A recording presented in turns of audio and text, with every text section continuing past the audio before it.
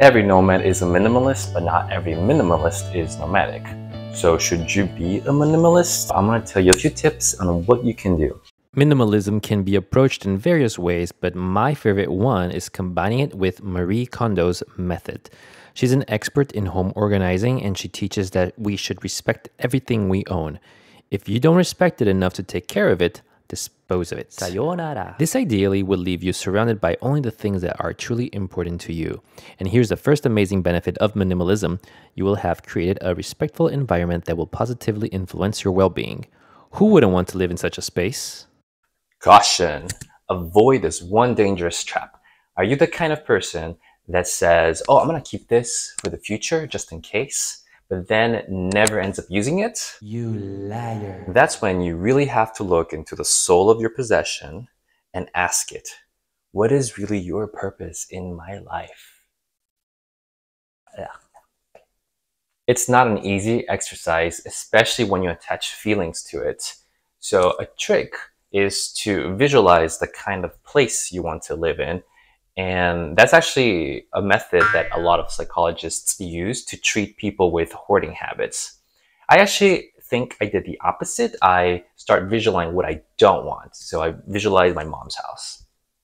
It's like full of old antique stuff. I also moved around so much, like over 40 times, whether it was like college, new apartment, new job, hurricane, an ex kicking me out. That's another story. And it just became painful to own things. I developed a fear from so much assembling, disassembling, carrying furniture.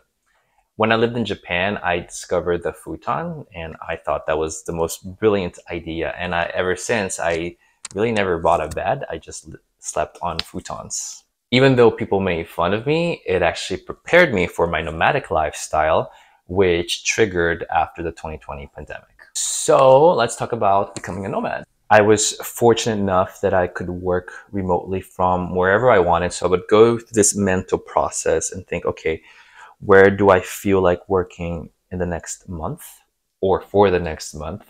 And I would just zip my bag because I had nothing, and I would just go.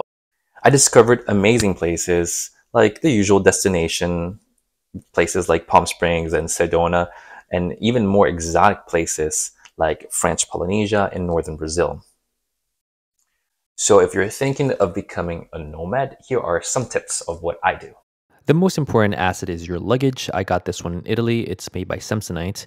I chose this one because it's super light and it was the most spacious that could still fit in the overhead compartment. Make sure to check the tech for that. Some people would rather have a bigger suitcase, even if it means they have to check it in. And I think that just depends on your lifestyle. Personally, I just hate waiting for the bag to arrive. Sometimes I've waited for an hour. I also had my luggage lost. But the worst thing is dragging a heavy luggage across a new city. So size and weight for me were crucial. Up next are shoes. Shoes take so much space inside the luggage, so the best way is to simply wear them, and that means you can only choose one pair. I use one that is very multi-purpose. For example, this one I can use at the gym and also go to a nice restaurant. These have been at the deserts of Arizona to the icy glaciers of Antarctica. Earplugs, eye masks, melatonin. These are a must. You just never know how loud or quiet the place you're going to stay will be. There was this one hotel I stayed in a very quiet neighborhood, but the damn AC was so loud that it kept waking me up every time it turned on. For melatonin, I personally love the gummies because they're so yummy and they're easy to carry and eat. Start getting used to the cloud. Try to avoid carrying paper by taking pictures if they are not available in digital format. You can find alternatives like buying a Kindle instead of books. All my taxes, documents, and receipts are digital and uploaded to the cloud. That way I can access anytime I want to. Apart from your grooming accessories, choose a high-quality moisturizer that can replace your skincare products. Those bottles take so much space, so I chose one that is super effective for my skin. Remember, temperatures and environments will be different wherever you might end up, and they might not have the brand you use. Protect the moneymaker. This next one is optional. If you're not ready to let go of all of your things and go full on nomad, don't worry. You can still keep a home base. And this will be the place that you can keep your essentials and all the things that you love. If you're fortunate enough that you can keep the rent at your current place, that's awesome. But if you're going to be away for a good chunk of the year, it might be worth considering not renewing your lease. Instead, what you can do is maybe ask a friend or a family member to see if they have a spare closet, or consider also renting a small storage space. This will be the place for keeping all those sentimental items and things that bring you happiness. For example, shoes and clothes for special occasions that make you feel like $1,000,000, or for a date. Or the stuff that reflects your hobbies and passions, maybe your collection of baking pots. For me, it's my keyboard. Remember, being a minimalist doesn't mean you have to strip down to the bare essentials. It's about respecting and valuing each item you choose to keep. You don't have to be nomadic, but I think we would all benefit from being minimalists. And by adopting this mindset, we allow ourselves to feel different kind of happiness and freedom. Why not take the first step? Why don't you try with your closet? Hey beautiful people, and don't forget to hit the thumbs up button on the video to show your support.